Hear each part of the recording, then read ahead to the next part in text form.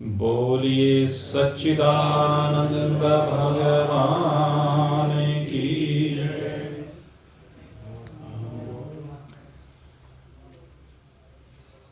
आज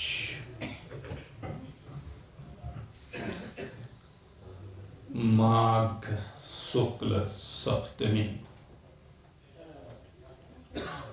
के पुनीत पावन अवसर पर अपने हृदय में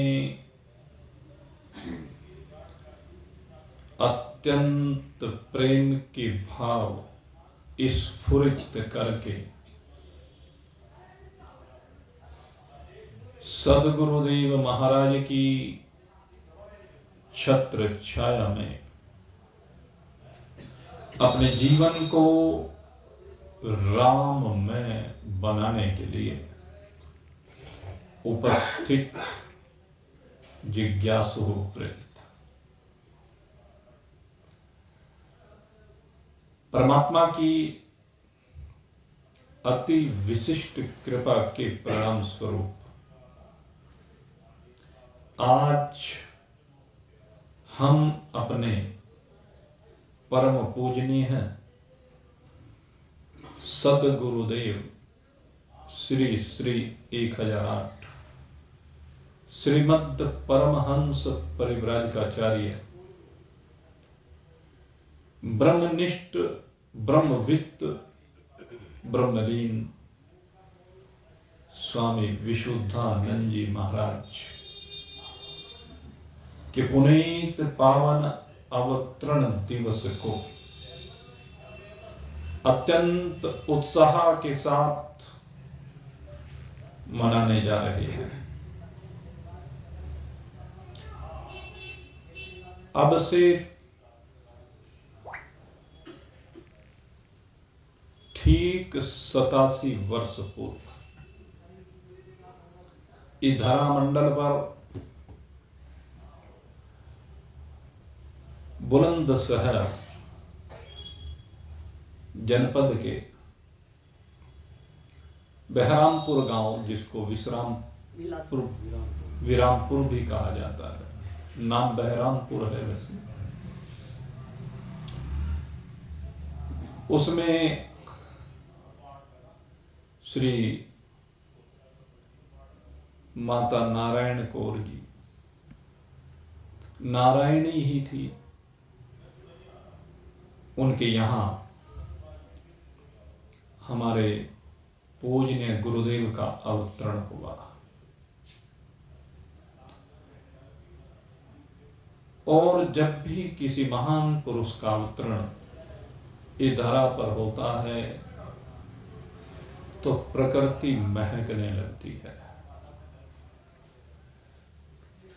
गगन मंडप में विराजमान देवता स्तुति करने लगते हैं, क्योंकि वो महान विभूति देव कार्य से, देव योग से धरा मंडल पर अवतरित होती है। और अवतरण के उपरांत इस कली काल में जो अंधकार, अज्ञान अंधकार इस जगत में व्याप्त था, उसको दूर करने के लिए ज्ञान रूपी सूर्य की भांति प्रकाशित होकर के समस्त जगत को ज्योतिर्मय कर देते हैं। हमारे गुरुदेव एक दिव्य आभा के साथ, अलौकिक भावना के साथ जन जन का कल्याण करने के लिए इस धरा पर अवतरित हुए। और इस धरा पर अवतरित होकर के मनुष्य जीवन का जो परम प्रयोजन है, जिसके लिए यह मनुष्य का शरीर हमें प्राप्त हुआ है,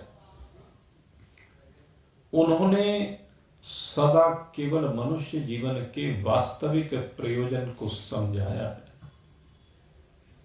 और उस वास्तविक प्रयोजन को समझा करके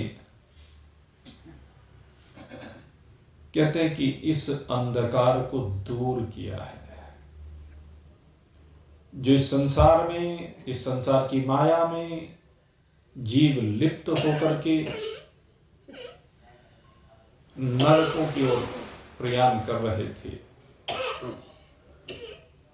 उनको राह दिखा करके महा माया के अंधकार से बाहर निकाल करके उनके जीवन को प्रकाशित किया है। और न केवल प्रकाशित किया है, अपितु उनको उस वास्तविक स्वरूप का बोध कराया है,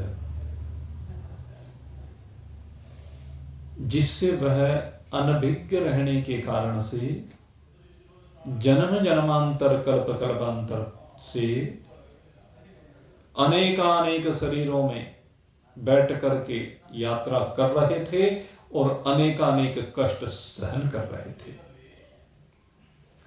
ऐसे हमारे गुरुदेव आज उनके इस अवतरण दिवस पर हम उनको कोटि से प्रणाम करते हैं। बंदहु गुरुपद बंदहु गुरुपद कृपा सिंधु नर रूप हरि, कृपा सिंधु नर रूप हरि।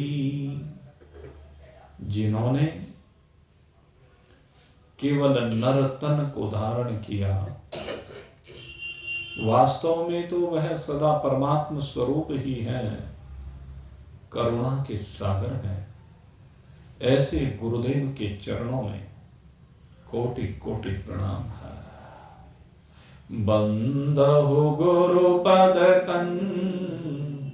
कृपा सिंधु नर रूप हरि, महामोहतम पुण्य जास बचन रवि कर निकरण, सट सुध रही सतसंगत पाई, पारस परद को धात सुहाई। जिस प्रकार से पारस के संपर्क में आने पर लोहा भी सोना बन जाता है, उसी प्रकार से हमारे गुरुदेव के संपर्क में जो भी आ गया वो ब्रह्म बन गया। महामुनि महर्षि वाल्मीकि जी, उनके बारे में गोस्वामी जी महाराज कहते हैं,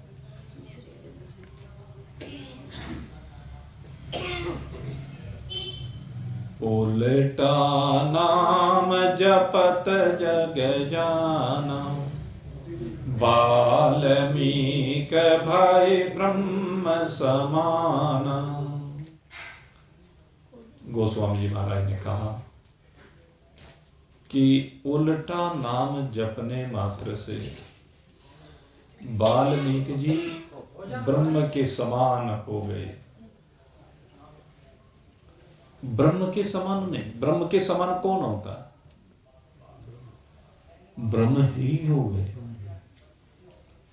जिस समय स्वयंभू मनु और शत्रुपा जी उन्होंने तप किया और तप करने के बाद भगवान श्री हरि नारायण चतुर्भुजी स्वरूप में उनके सन्मुख उपस्थित हुए,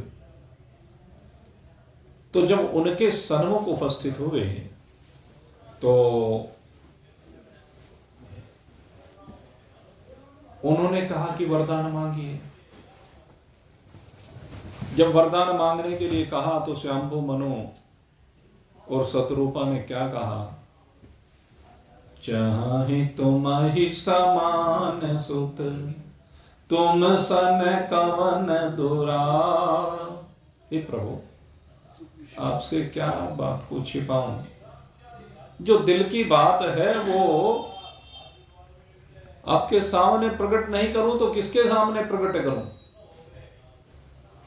हे प्रभु, मेरे मन में कोई दूसरी भावना नहीं है, बस एक ही बात चाहता हूं कि आप मेरे ऊपर कृपा करें। और किस कृपा को करें? कहते हैं आपके जैसा पुत्र चाहता हूं। भगवान कहने लगे भाई मेरे जैसा तो कोई दूसरा हो नहीं सकता, इसलिए जाओ मैं ही तुम्हें वरदान देता हूं कि मैं ही तुम्हारा सूत बन करके आऊं। तो वही बात कहते वाल्मीकि भाई ब्रह्म समाना। अरे ब्रह्म समान नहीं, ब्रह्म हो गए। क्योंकि वेद भगवान कहते हैं ब्रह्म वित्त ब्रह्मेव भवति। जो ब्रह्म को जान जाता है वह ब्रह्म ही हो जाता है। ब्रह्म को जानने वाला ब्रह्म से भिन्न कुछ नहीं होता। और हमारे गुरुदेव उन्होंने जीवन पर्यंत यहां पर जो यात्रा उनकी रही है 77 वर्ष और 7 दिन, ये इस धरामंडल पर अवतरित होने के बाद उन्होंने यात्रा की है यहां। और इस यात्रा में केवल एक ही उपदेश था। इस लोके अर्धान प्रवक्ष्यामि यदुत्तम ग्रंथ कोटिभिः ब्रह्म सत्यम जगन मिथ्या जीवो ब्रह्मेव नापरः। कहते आधे श्लोक में उस वास्तविकता को बताता हूं। श्लोक अर्धेन प्रवक्ष्यामि यदुत्तम ग्रंथ कोटिभिः। कहते करोड़ों ग्रंथों की वास्तविकता यही है। क्या है? ब्रह्म सत्यम जगन मिथ्या जीवो ब्रह्मेव नापरः। ब्रह्म ही सत्य है, जगत मिथ्या है, जगत स्वप्नवत है, जगत कुछ है नहीं, और ये जीव ब्रह्म से अलग कुछ है नहीं। महान पुरुष जो ब्रह्मज्ञानी महान पुरुष होते हैं, जो वेदांत केसरी हैं, वो इस बात को भली प्रकार से समझा देते हैं। जड़ और चेतन दोनों के बीच में ग्रंथि पड़ने के कारण से जड़ और चेतन दोनों मिले हुए से प्रतीत होते हैं। लेकिन महान पुरुष उस ग्रंथि को खोल करके जड़ को अलग हटा देते हैं और बता देते हैं कि जड़ मिथ्या है और ब्रह्म ही सत्य है। हमारे गुरुदेव अनेकानेक युक्तियों के द्वारा अनुभव सिद्ध इस परमात्मा स्वरूप को इसी प्रकार से समझा देते थे कि एक तू ही सत्य है, बाकी सब कुछ मिथ्या है, तेरे से भिन्न और कुछ भी नहीं है। चराचर जगत में तेरी वास्तविकता फैली पड़ी है, चराचर जगत में तेरे अतिरिक्त तो कुछ भी नहीं है। और हम अपने आप को अत्यंत सौभाग्यशाली मानते हैं कि उनके आश्रय में, उनकी छत्र छाया में रहने का सुअवसर हमें मिला। और हमने अपनी वास्तविक कथा को उनसे सुना। मैं कथा कह रहा हूं, यद्यपि जीवों की व्यथा होती है, हमारी भी व्यथा ही थी। हम भी इस भव सागर में डोल रहे थे। इस भव सागर में न जाने कब से हिचकोले खा रहे थे। इस भव सागर में न जाने कितने जन्म जन्मांतर से यात्रा चल रही थी, लेकिन ये मेरे सदगुरु देव की कृपा है, जिन्होंने भव सागर से बाहर निकाल करके बता दिया, समझा दिया कि तेरी व्यथाएं नहीं, तेरी सारी व्यथाओं को समाप्त कर देता हूं। तुझे तेरे स्वरूप का बोध बता करा करके व्यथा से कथा की ओर ले जाता हूं। और कथा कौन सी? तो ब्रह्म है। तेरी वास्तविकता एक ब्रह्म है, अयम आत्मा ब्रह्म। तेरा जो आत्मा ये ब्रह्म से भिन्न और कुछ भी नहीं है। ये शरीर पंचभूतात्मक है। ये पंचभूतात्मक शरीर विनिष्ट हो जाने वाला है। ये पंचभूतात्मक शरीर रहने वाला नहीं है। ये निश्चित रूप से निवृत्त हो जाता है। और तू सदा नित्य तत्व है, अविनाशी तत्व है। तेरी वास्तविकता कण कण में फैली हुई है। चराचर जगत में तेरे अतिरिक्त और किसी चीज का वास नहीं है। इसलिए तू अपनी इस वास्तविकता को पहचान। और जो भी उनके संपर्क में आया कहने लगे तू और मैं, कोई भेद नहीं है तेरे और मेरे में। उन्होंने सबको एक कर दिया। सर्व खलविदं ब्रह्म। जो अनेकता थी, अनेकता को समाप्त करके एकत्व में परिवर्तित किया। ऐसे सदगुरुदेव महाराज की पुण्य स्मृति में आज ये भगवान श्री राम की दिव्य कथा का शुभारंभ होने जा रहा है। ये कथा हम अपने गुरुदेव को समर्पित करते हैं। जब से हमारे गुरुदेव इस लौकिक नाम रूपात्मक जगत से अपने वास्तविक स्वरूप सार्वभौम सत्ता के साथ एक रूप होकर के व्यापक रूप से विराजमान हुए हैं, तब से हर वर्ष ये उनकी स्मृति में कथा की जाती है। इस बार राम कथा का दिव्य संयोग बना है, क्योंकि इस समय सारी प्रकृति पर बच्चा बच्चा राम राम कर रहा है, राम राम बोल रहा है। इसलिए हमारे भी मन में भावना बनी कि इस बार हम अपने गुरुदेव के चरणारविंदों में ये राम कथा का पुष्प समर्पित करें। इसीलिए इस कथा का आयोजन किया गया है। पुनः अपने गुरुदेव के श्री चरणों में कोटि सह प्रणाम करते हुए उनको अपनी भावांजलि समर्पित करते हुए हम उस दिव्य गाथा की ओर बढ़ेंगे।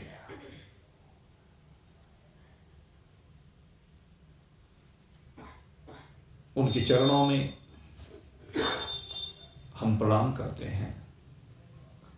हरि की कथा सुनाने वाले तुमको लाखों प्रणाम, तुमको लाखों प्रणाम। हरि की कथा सुनाने वाले तुमको लाखों प्रणाम, तुमको लाखों प्रणाम। हे गुरुदेव, जीवन पर्यंत आपने हमें इस आत्मा की कथा सुनाई है, इस परमात्मा की कथा सुनाई है। आपको कोटि से प्रणाम है। हम डोल रहे थे मन में, हम डोल रहे थे मन में, मन खो बैठे थे तन में, हम डोल रहे थे मन में, मन खो बैठे थे तन में। ओ राह बताने वाले तुमको लाखों प्रणाम, तुमको लाखों प्रणाम। हरि की कथा सुनाने वाले तुमको लाखों प्रणाम, तुमको लाखों प्रणाम। हम लेकर विष का प्याला, हम लेकर विष का प्याला, जा रहे थे जम के गाला। हम लेकर विष का प्याला, जा रहे थे जम के गाला। ओ अमृत पिलाने वाले तुमको लाखों प्रणाम, तुमको लाखों प्रणाम। हरि की कथा सुनाने वाले तुमको लाखों प्रणाम, तुमको लाखों प्रणाम। हम पार तेरा क्या पाए, हम पार तेरा क्या पाए, बस चरणों में शीस नवाए। हम पार तेरा क्या पाए, बस चरणों में शीस नवाए। ओ प्रेम लुटाने वाले तुमको लाखों प्रणाम, तुमको लाखों प्रणाम, तुमको लाखों प्रणाम। हरि की कथा सुनाने वाले तुमको लाखों प्रणाम, तुमको लाखों प्रणाम, तुमको लाखों प्रणाम। जी हाँ, उनको तो जितना प्रणाम किया जाए उतना ही कम है। जो प्रेम उन्होंने लुटाया है, निर्लिप्त रह करके प्रेम लुटाना। लिप्त होकर के प्रेम तो सब लुटाते हैं। आप देखिए चराचर जगत, भाई को जरा स्थान दे देना कहीं कुर्सी वगैरह। चराचर जगत लिप्त है। कहां लिप्त है? मोहों के बंधन में लिप्त है। और मोह के बंधन में लिप्त होकर के वो भी प्रेम लुटा रहा है। सारे जीवन अपना प्रेम ही तो लुटा रहे हैं, और क्या लुटा रहा है? लेकिन उस प्रेम में और इस प्रेम में बहुत अंतर है। आप कितना भी प्रेम संतान के ऊपर लुटा लीजिए, कितनी प्रबल आपकी ममता हो, लेकिन जो प्रेम गुरु लुटाते हैं और निर्लिप्त होकर के लुटाते हैं, कहते उस प्रेम का आशीर्वाद क्या होता है, उस प्रेम की कृपा क्या होती है। एक मां, लौकिक मां जब प्रेम लुटाती है, लेकिन उसके लुटाने के बाद भी इस जन्म मरण के चक्र से मुक्त नहीं करा पाती है। लेकिन जब गुरुदेव अपना प्रेम लुटाते हैं तो ये जीव सदा सदा के लिए इस भव सागर से पार हो जाता है, जन्म मरण के चक्र से बाहर निकल जाता है और अपने अमृत को अपने आप में अनुभूत करके आनंदित हो जाता है। ऐसे सदगुरुदेव महाराज जो अमृत की वर्षा करने वाले, अमृत पिलाने वाले, उनको लाखों प्रणाम है। और आइए गुरुदेव के चरणों में बहुत बारंबार प्रणाम करते हुए हम आज उस गाथा की ओर बढ़ेंगे जो दिव्य गाथा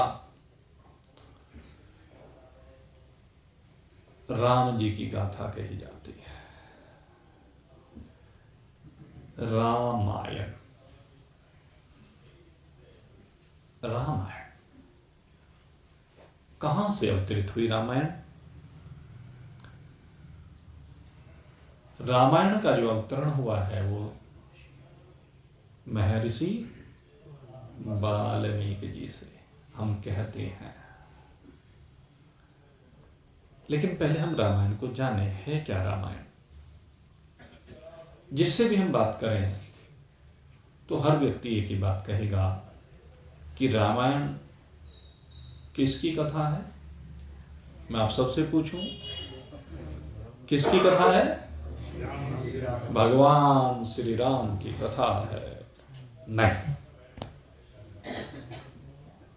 ये भगवान राम की कथा नहीं है। अब जरा चिंतन करना, एक विचार है, एक चिंतन है और एक यथार्थता है। रामायण, रामायण का अर्थ क्या है? अयन किसे कहते हैं? अयन माने निवास। किसका निवास? राम जी का निवास। रामायण वो है जहां पर राम जी का निवास स्थान है। राम जी का निवास स्थान कहां पर है मेरे मित्रों? ये हमें देखना है। रामायण वो है जिसमें राम बसा हुआ है। ये राम की कथा नहीं है, इसलिए मैं कहता हूं ये कथा किसकी है? एक दृष्टांत आता है। एक आपने पूरी कथा सुनी है, लंका में जब भगवान श्री राम विराजमान थे, और भगवान श्री राम जब लंका में विराजमान थे, युद्ध का अंतिम समय चल रहा था। आपने वो जो रामायण सीरियल आता था वो देखा होगा, और उसमें क्या हो रहा था कि जब भगवान राम और रावण का युद्ध हो रहा था,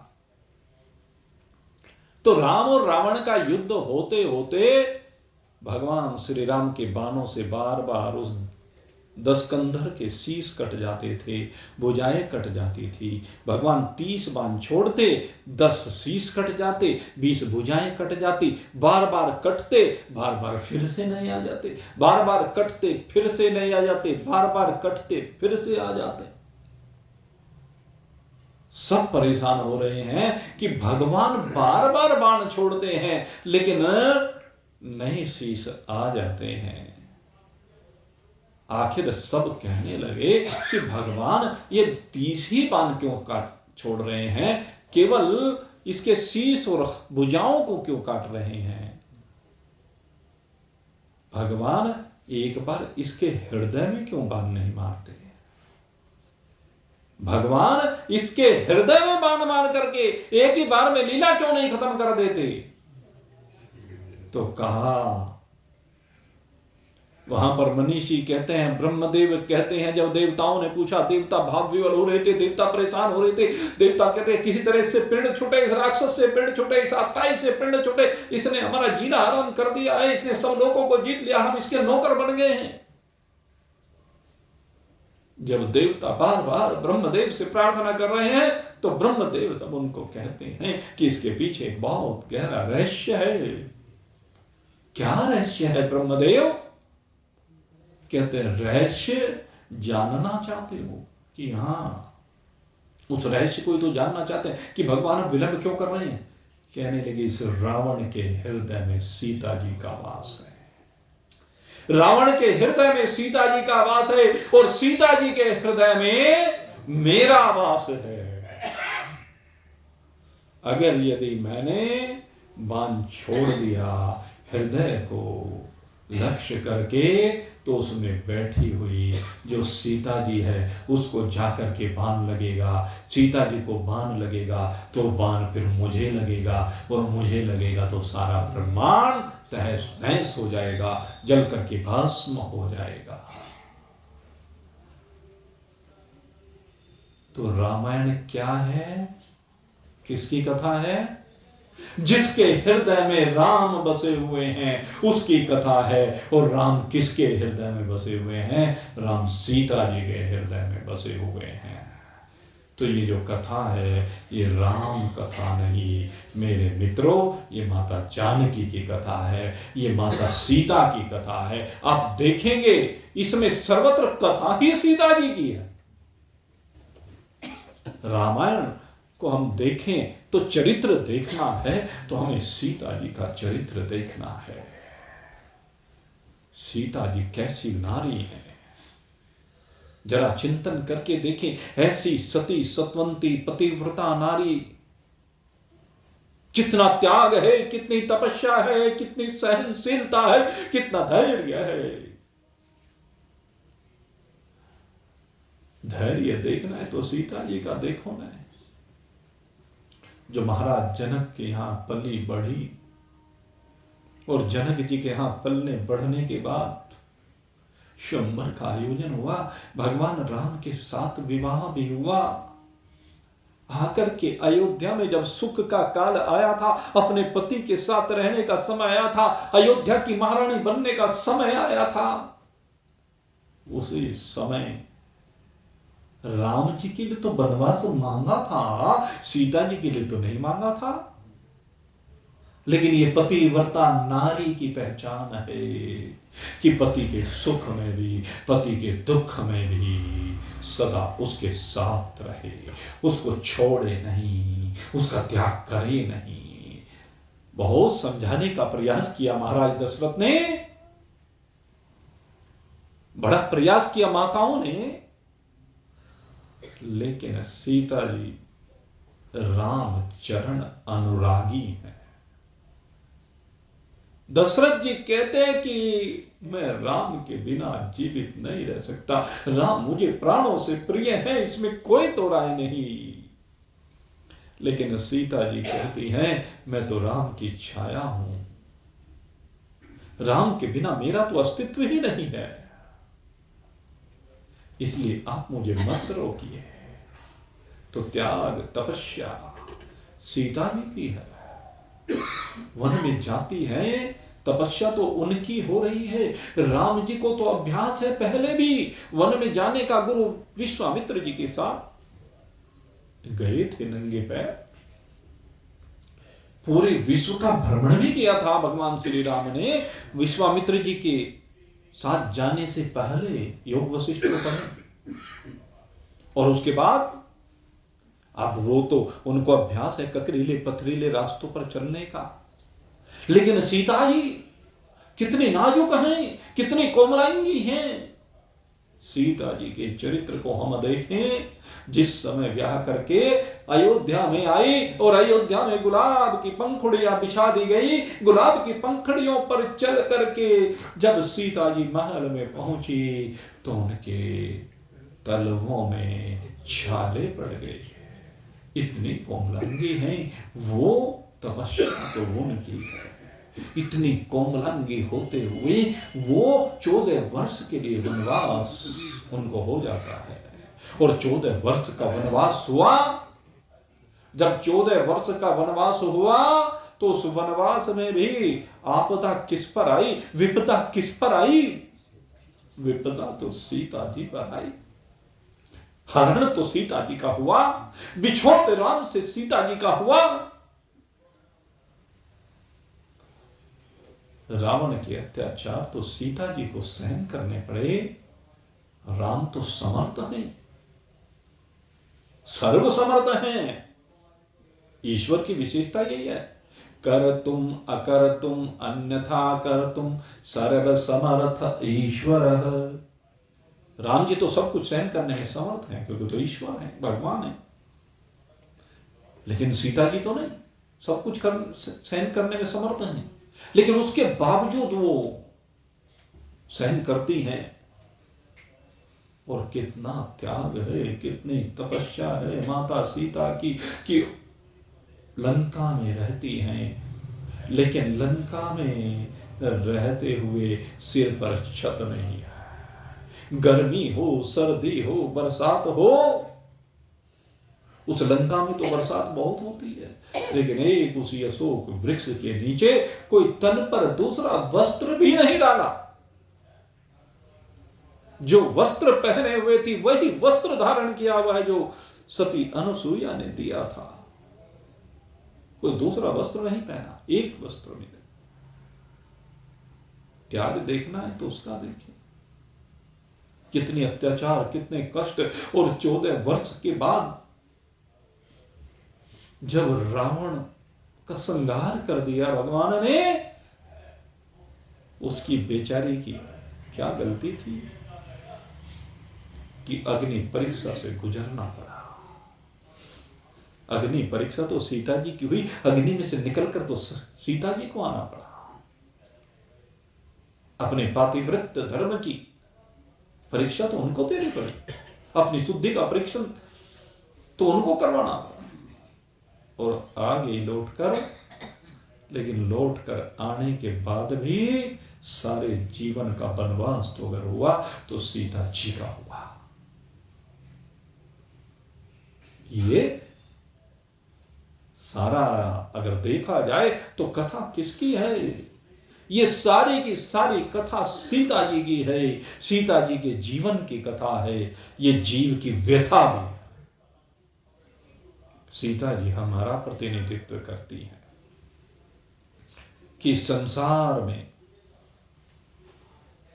कितनी विपरीत परिस्थितियां आती हैं और इन विपरीत परिस्थितियों में फिर भी अडिग खड़े रहना। लव और कुश को जंगल में वाल्मीकि जी के आश्रम पर जन्म देने के उपरांत उनका पालन पोषण, ये सीता जी की विशेषता है। ये सीता जी का चरित्र है। जहां भी देखे राम और रावण युद्ध हुआ तो सीता जी के लिए हुआ ना। इसलिए मनीषी कहते हैं ये कथा माता जानकी की है, सीता जी की है। अगर राम के बिना सीता जी का अस्तित्व नहीं है तो अगर सही पूछो तो सीता के बिना राम का भी कोई अस्तित्व नहीं है। कौन जानेगा? राम को कौन जानेगा? सीता जी की वजह से राम को जानते हैं, नहीं तो भाई वो तो निराकार है। निराकार ब्रह्म को क्या जाने कोई? जानना तो साकार ईश्वर का होता है, और उस साकार को बनाने वाली सीता जी। चिंतन करके देखेगा, रावण के साथ युद्ध ना हुआ होता तो कोई राम जी को जानता क्या ना। और रावण के साथ युद्ध हुआ तो उसका कारण क्या है? सीता जी का हरण। सीता जी का हरण हुआ इसलिए रावण के साथ युद्ध हुआ। राम को भगवान बनाने वाली ये सीता जी है। राम से मिलना है तो रास्ता सीता जी से होकर के गुजरेगा। अभी चर्चा चल रही थी, हरे राम राम राम हरे हरे। ये हरे कौन है?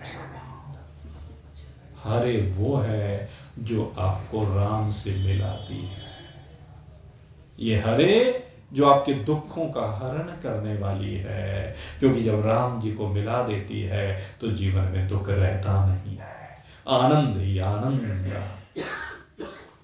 इसलिए कहते हैं रहने दो और उपासन अब, रहने दो और उपासन अब, प्रेम उपासन करना सीखो। रहने दो और उपासन अब, प्रेम उपासन करना सीखो। और करुणा निधि से मिलना है तो मिलना है। करुणा निधि से कौन नहीं मिलना चाहता? करुणा निधि से सब मिलना चाहते हैं। और जो भी सत्संग में आता है, जो भी कथा सुनने के लिए आता है, वो तो आता ही इसीलिए है कि मुझे करुणा निधि से मिलना है। तो कहते हैं अगर करुणा निधि से मिलना चाहते हो तो करुणा निधि से मिलने के लिए क्या करना पड़ेगा? यहां पर सूत्र दिया जा रहा है। कहते और कोई उपासना करो ना करो। हमारे यहाँ उपासना की अनेकानेक विधियां बताई गई हैं। हम भी कथा में बार बार आपको बताएंगे। नवधा भक्ति का उपदेश दिया गया है, और जो नवधा भक्ति का उपदेश दिया गया वो विभिन्न प्रकार से उपासना है। लेकिन यहां पर कह रहे हैं करना क्या है? कहते हैं प्रेम उपासना करना सीखो। प्रेम करना सीखो। उपासना क्या है? प्रेम है। गोपियों ने भगवान से क्या किया है? प्रेम तो किया है।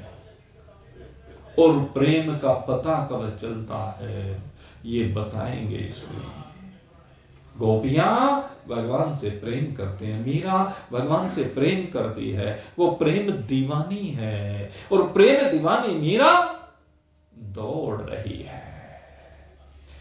तेरी मैं तो प्रेम दीवानी मेरा, दर्द न जाने कोई। तेरी मैं तो प्रेम दीवानी मेरा, दर्द न जाने कोई। क्यों नहीं जानता? क्योंकि घायल की गति घायल जाने, घायल की गति घायल जाने। जो कोई घायल हो, जो हरि की गति जो हरि जाने। जो कोई जो हरि हो, तेरी मैं तो प्रेम दीवानी मेरा, दर्द न जाने कोई। गगन मंडप में सेज पिया की, गगन मंडप में सेज पिया की। मिलना किस विध हो, कहना तो गगन मंडप में बैठा मैं कैसे मिलूं? क्यों? मेरी सोच तो बड़ी भयंकर है। सीता जी की सेज कैसी है? सूलियों पर सेज हमारी, मिलना किस विध हो।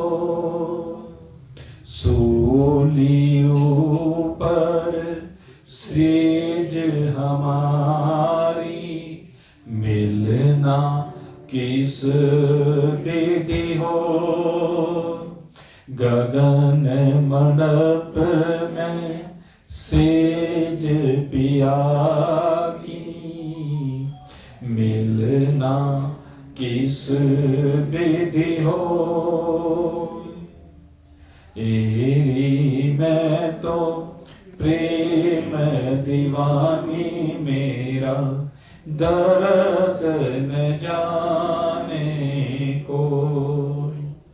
दर्द की मारी बन बन डोलूं, दर्द की मारी बन बन डोलूं।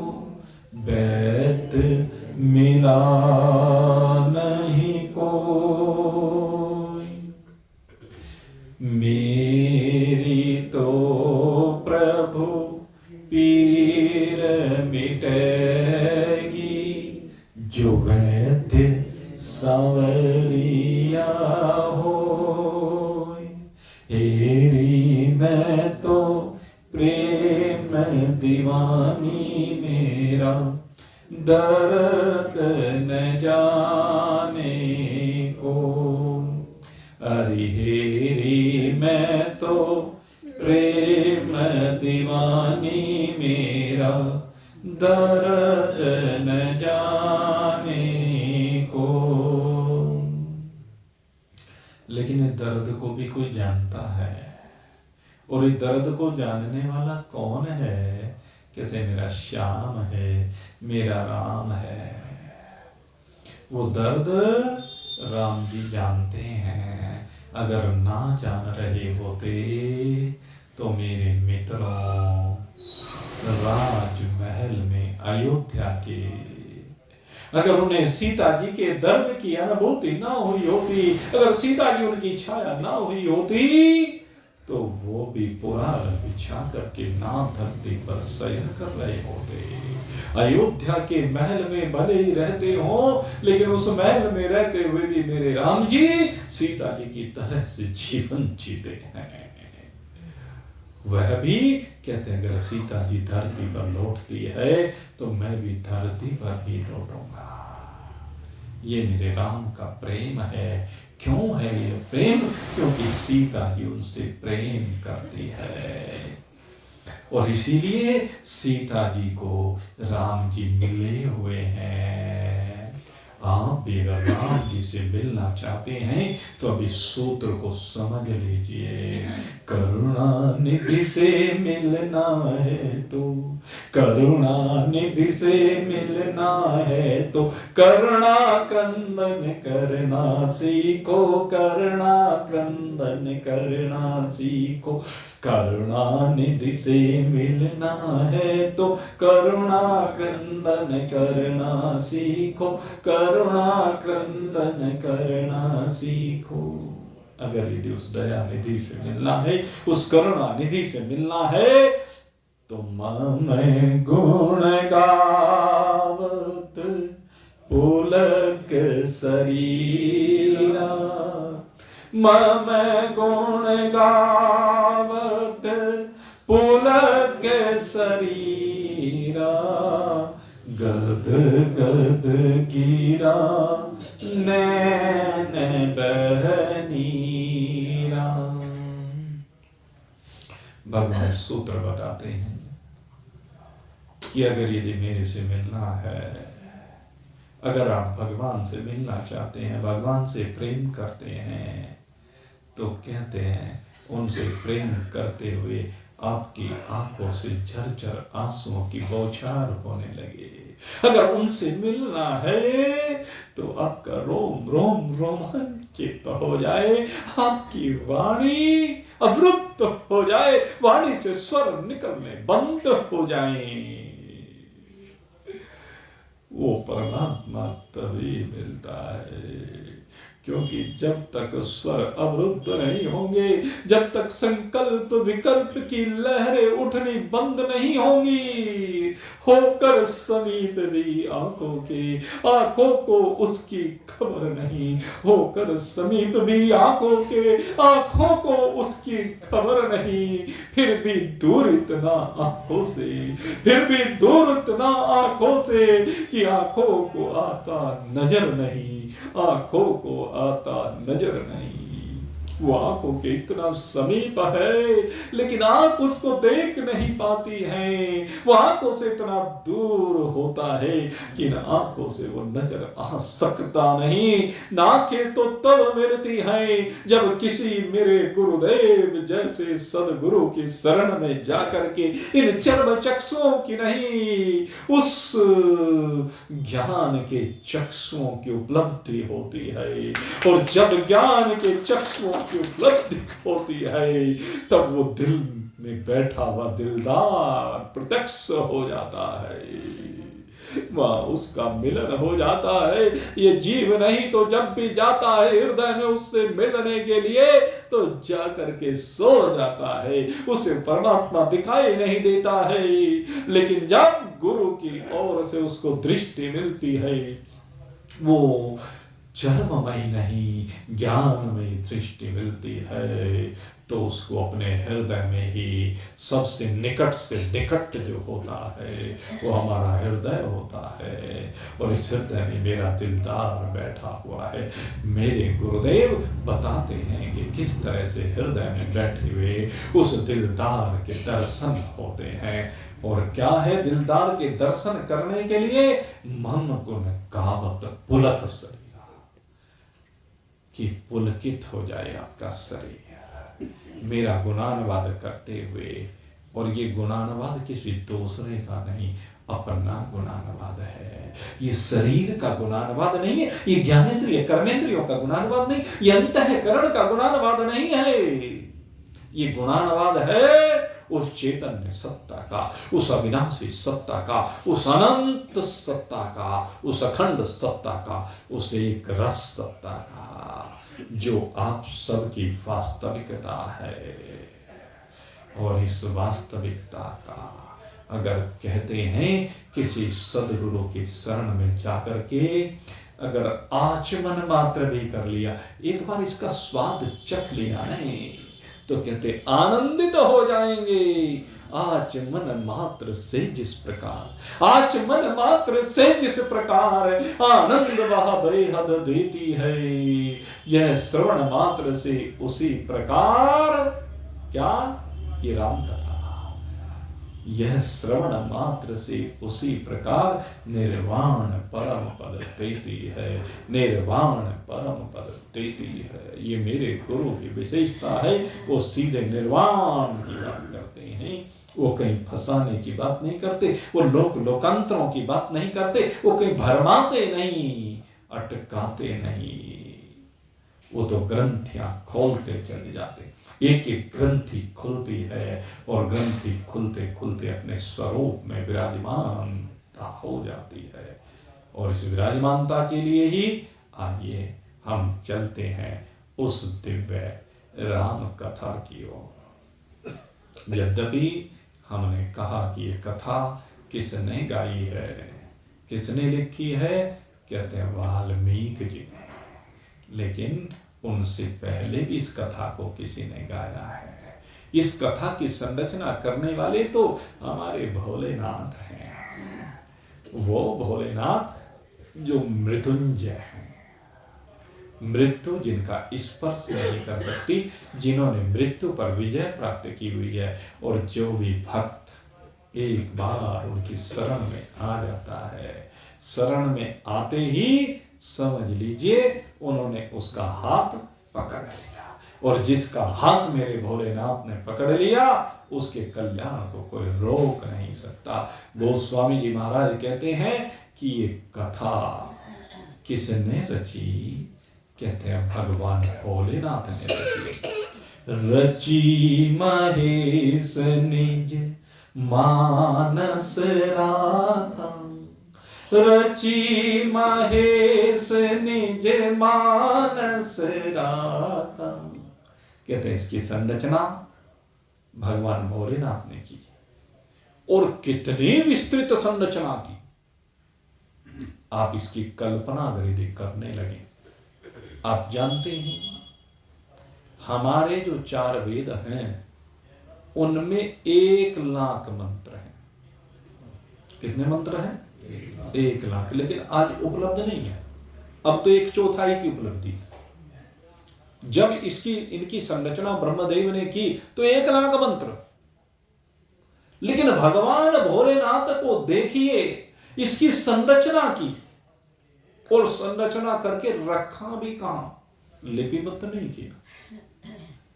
रची महेश निज मानस राखा, अपने मन में रख लिया, और कितनी विस्तृत है, कहते 100 करोड़ मंत्र।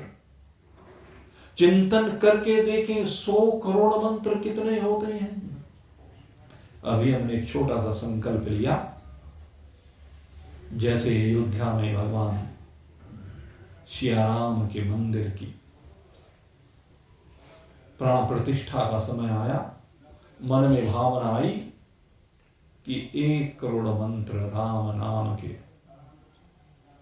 उस भावना के लिए, उस समर्पण के लिए, जो वहां पर न जाने कितने हमारे भाइयों ने, बहनों ने, न जाने किस किस का समर्पण जुड़ा हुआ है, उनको शक्ति देने के लिए, उनकी भावना को शक्ति देने के लिए, उनके समर्पण को स्मरण करने के लिए, और भगवान को रिझाने के लिए हम करें।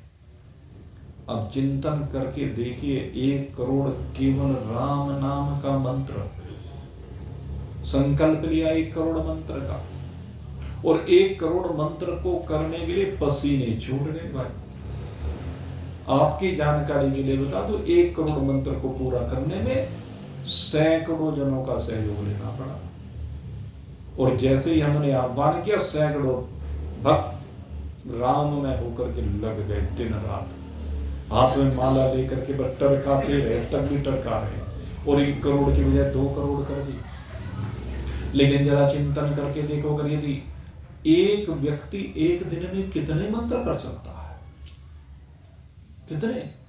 और आप चिंतन करके देखें, हम तो केवल एक मंत्र राम राम राम राम, और भगवान भोलेनाथ ने राम जी की महिमा 1 करोड़ मंत्रों में गाई है। और वो 1 करोड़ मंत्र जो उन्होंने बनाए होंगे सारे अलग अलग हैं, कोई भी 2 मंत्र एक जैसे नहीं। जब महिमा गाते हैं तो सब चरित्र, कितनी दिव्य महिमा भगवान भोलेनाथ की है कि 100 करोड़ मंत्रों में महिमा को गा दिया। और मैं कहता हूं, महिमा अगर देखनी है भगवान शिव की तो हम देख ही रहे हैं। अरे महिमा तो उस राम की देखो कि 100 करोड़ मंत्रों में जिनकी महिमा को भगवान भोलेनाथ गा रहे तो उनकी महिमा कितनी होगी। हरि अनंत हरि कथा अनंता, कहीं सुनहि बहु विधि सब संता। महिमा तो उस राम की है। हरि अनंत हरि कथा अनंता। और मैं कहता हूं यही महिमा आपकी भी है, बस आपको अपनी इस महिमा का भान नहीं है, ज्ञान नहीं है। अगर हरि अनंत हैं तो आप भी सीमित नहीं है, आप भी अंत होने वाले नहीं हैं, आप भी अनंत हैं, आपकी वास्तविकता भी अनंत है। आप नाम रूपात्मक जग के चक्र में पड़ करके अपने आप को मरने वाला, जीने वाला, खंड वाला, सीमित मान लेते हैं। लेकिन मेरे मित्रों, वास्तविकता यही है कि आप अनंत हैं, आपकी महिमा अनंत है।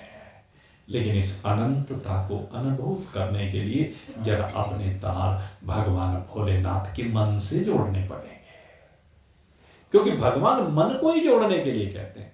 मन मना भव मद भगता मद्याजिमाम नमस्कुरु मामे वैश्य सत्यम ते प्रतिजाने प्रियोसी। भगवान श्री कृष्ण ने गीता जी का उपदेश दिया, और गीता जी का उपदेश दे करके अंत में 2 ही श्लोक में सारा सार अर्जुन को समझा दिया। कहने लगे रहने दो और उपासना, कहना और सब छोड़ दो, सर्वधर्मान् परित्यज्य, सबको छोड़ो और क्या करो, मन मना भव, इस मन को मेरे मन में मिला दे। एक बार मेरे गुरुजी ने मेरे से पूछा, यही मंत्र पूछा मेरे से। लाला आत्माराम जी के घर पर आए हुए थे, जब महाराज जी यहाँ कथा किया करते थे तो उनके यहाँ पर आया करते थे, वहीं पर हम बैठे हुए थे। मेरे से कहने लगे भाई इसको परिभाषित कर। अब मैंने कहा महाराज जी मन मना भव, कि मुझे तो ये लगता है भगवान श्री कृष्ण ये कह रहे हैं कि तुम मेरे जैसे मन वाला हो जा, तेरा मन मेरे जैसा हो जाए। मेरा मन कैसा है जरा इसको जान ले। महान पुरुष यही चाहते हैं अपने शिष्य से, प्रत्येक गुरु अपने शिष्य से यही चाहता है कि वो मेरे जैसे मन वाला हो जाए। भगवान यही चाहते हैं अपने भक्त से कि वो मेरे जैसे मन वाला हो जाए। और भगवान का मन कैसा है, रचि महेश निज मानस राखा। कहते हैं 100 करोड़ मंत्रों में राम जी की महिमा का गायन करके अपने मन में रख लो। अगर यदि मन में राम जी की महिमा को रख लिया, राम जी की लीलाओं से इस मन को भर लिया, तो इसमें फिर गोबर नहीं भरेगा, कूड़ा कचरा नहीं भरेगा। गोबर ही तो भर रखा है, कूड़ा कचरा ही तो भर रखा है। और वो क्यों भरा गया इसमें, क्योंकि इसको ओत प्रोत नहीं किया, इसको खचाखच भरा नहीं है। अगर एक बार खचाखच भर लो राम जी से, ओत प्रोत कर दो, फिर इसमें कुछ आएगा ही नहीं। ऐसा भर दो राम जी को कि इसमें कुछ आ ही ना सके, सुई भी इसमें प्रवेश ना कर सके। बस इसमें प्रवेश करे तो केवल राम जी का प्रेम करे। वो राम रमेति इति राम है, वो राम जो कण कण में रमा हुआ है, वो राम जो जन जन में बसा हुआ है। उसको देखने के लिए आंखें चाहिए, उसके लिए इस मन को बदलना होगा। और मन, हम दो मन देखते हैं, एक ब्रह्मा जी का मन देखते हैं, एक भगवान शंकर का मन देखते हैं। इन दोनों मनों के अगर यदि हम देखें ना, तो इन जैसे मन कहीं देखने को मिलते नहीं है। भगवान भोलेनाथ का मन तो यह है कि सदा राम में रहते हैं, और भगवान ब्रह्मदेव का मन देखो कि जब भी कोई उनके आगे भगवान की चर्चा कर देता है, सोनक आदि 88,000 ऋषि,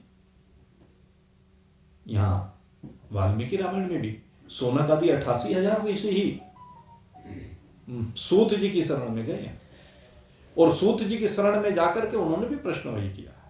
यहां भी वही प्रश्न कहते, प्रभु हम तो बस ऐसा स्थान जानना चाहते हैं जहां पर हम निर्विघ्न रूप से भगवान की महिमा का गुणानुवाद कर सके। तो ब्रह्मदेव ने क्या किया? कहते भाई मैं मनश्चक्र छोड़ता हूं। ब्रह्मदेव ने मनश्चक्र छोड़ा। और एक तो लौकिक बात है कि जब ब्रह्मदेव ने मनश्चक्र छोड़ा तो मन का घूमता हुआ चक्र निमेष मात्र में एक अरण्य में शांत हो गया, और जहां पर वो शांत हुआ उस स्थान को नैमिषारण्य कहा। एक तो बात ये होगी। दूसरी बात यह है कि आप संसार के कितने भी कार्य कर रहे हैं, लेकिन संसार के कार्य करते करते जैसे राम जी की बात हो तो आपका मन निमेष मात्र में राम जी में आकर के स्थित हो जाना चाहिए। ये ब्रह्मदेव के मन की विशेषता है। ब्रह्मदेव का मन संसार की संरचना करते हुए, सृष्टि को निर्मित करते हुए, अनेक प्रकार के जीवों को उत्पन्न करते हुए भी निमेष मात्र में राममय हो जाता है। इसी को कहते हैं जीवन जीने की कला। और मेरे गुरुदेव जीवन जीने की कला ही सारे जीवन हमें समझाते रहे, सिखाते रहे। पाते जीवन सभी जगत में, खाते भोजन सभी जगत में, आते जीव कभी नर तन में, मानव तन का सफल बनाना इसको कोई कोई जाने है। जीवन एक कला जीने की, जीना कोई कोई जाने है। पशु पक्षी भी भोग भोगते, सब वो तन के भोग भोगते, दुख सुख भय और शोक भोगते, बुद्धि एक अलग करती है। समझना इसको, बुद्धि एक अलग करती है, ठिकाना कोई कोई जाने है। जीवन एक कला जीने की, जीना कोई कोई जाने है। ये चीज असली बुद्धि एक अलग करती है। आपकी जो बुद्धि है ना, वही आपको पशुओं से अलग कर रही है। नहीं तो संसार में पशु ही रहते, संसार में मनुष्य के वेश में पशु ही बसते हैं। केवल एक ये बुद्धि ऐसी है जो बुद्धि इसको मनुष्य बनाती है, इसे पशुओं से भिन्न करती है। अन्यथा तो सारे कर्म ये पशुओं वाले ही करता है। लेकिन जिसकी बुद्धि कैसी हो गई, ब्रह्मदेव से प्रेरणा लेने वाली हो गई, जिसकी बुद्धि भगवान भोलेनाथ से प्रेरणा लेने वाली हो गई, और जिसकी बुद्धि के बारे में भगवान कह रहे हैं मन मना भव, जिसकी बुद्धि ये हो गई उसका काम हो गया। तो बुद्धि को लगाना है, और बुद्धि को काहे में लगाना है? कहते राम में बनाने में लगाना। और राम में बनाने के लिए कोई दूसरा अन्य साधन है नहीं, केवल एक ही साधन है राम में बुद्धि को बनाने के लिए। एक ही साधन, डूब जाओ, राम जी में डूब जाओ। बस संसार में डूबने के बजाय राम जी में डूब जाओ। भगवान शंकर तो डूब गए। रचि महेश निज मानस राखा। और भगवान ने जब 100 करोड़ मंत्रों का ये राम जी का महिमा का सागर अपने मन में रख लिया, तो सब दौड़े दौड़े गए, और दौड़े दौड़े जाकर के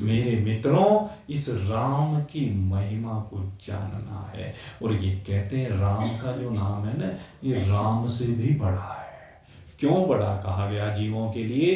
कहने लगे क्योंकि ये राम के नाम में वो शक्ति है कि जो राम को प्रत्यक्ष करा देता है, राम को मिला देता है, राम को आपको प्राप्त करा देता है। इस राम की महिमा तो अनंत है भाई। इसकी महिमा कौन शब्दों में वर्णित कर सकता है? लेकिन फिर भी गोस्वामी जी महाराज ने इसकी महिमा को बड़े विशद रूप में हमारे सामने गाया है। इसकी महिमा को अनेक दृष्टांतों से हमें समझाया है। यद्यपि अनंत है, लेकिन फिर भी उस अनंत को शब्दों में बांध करके महान पुरुष प्रकट कर देते। महान पुरुषों की विशेषता यही होती है कि अंत वाला नहीं है, लेकिन फिर भी उसको अंत वाला बना करके, क्योंकि समय में बांधना पड़ता है, काल है, समय है, परिस्थितियां हैं, देश है, वस्तु है, उनमें बांटना पड़ता है। लेकिन यद्यपि वो बढ़ता नहीं उनके बांटे जाने से, न देश काल परिस्थिति वस्तु कहीं में बढ़ता नहीं है, लेकिन उसके बावजूद भी बांट करके प्रतीकात्मक रूप से उसको हमें प्राप्त कर रहा है। यही महान पुरुषों की विशेषता होती है। और मेरे सदगुरुदेव की तो यही विशेषता रही है, सदा गागर में सागर भरते हुए हमें हमारी इस वास्तविकता का बोध कराया है, हमें राम में बनाया है। जीवन पर्यंत मेरे सदगुरुदेव सबको राम में बनाते रहे। तो मेरे मित्रों, हमें निरंतर राम में होने के लिए प्रयास करना है, राम में ही रमण करना है, राम में ही रहना है। और कब? कहते अब, कल की बात नहीं, अभी इसी वक्त राम में हो जाना है। रोम रोम में बसने वाले राम को अनुभूत करके राम में हो जाना है। और उसके लिए अब आपके सामने इस राम की महिमा को आज हमने मन बनाया कि हमारे भाई प्रिय साथी हैं, इस मार्ग पर चल रहे हैं, तो राम जी की महिमा को, राम के नाम की महिमा को आज आपके सामने ये भागवत बात, क्योंकि शिव की चर्चा चल रही है और नाम इसका भी शिव ही है, तो हम तो भगवान भोलेनाथ से प्रार्थना करेंगे कि वही इसके मनोमस्तिष्क में भी आ जाए वो महिमा। और जो आपने 100 करोड़ मंत्रों में उस राम के नाम की महिमा को गाया है, ये भी अनंत रूप में अब आपके सामने उस महिमा को रखे। इन्हीं शुभ भावों के साथ मैं निमंत्रित कर रहा हूँ शिव कुमार पतंजलि। बोलिए सियावर रामचंद्र भगवान